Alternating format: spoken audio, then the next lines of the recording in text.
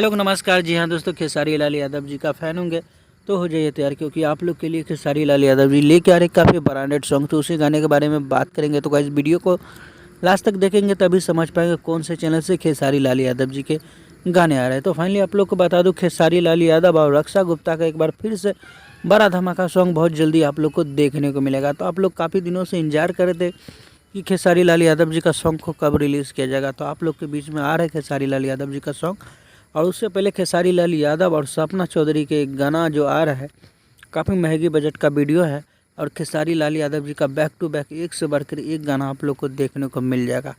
तो कैसा लगा दोस्तों आज का अपडेट? आशा करते हैं दोस्तों ये अपडेट काफ़ी पसंद आएगा। ऐसे ही अपडेट पाना चाहते हैं तो चैनल को सब्सक्राइब और वीडियो को लाइक कर दीजिए। मिलते हैं फिर से नए वीडियो के साथ में।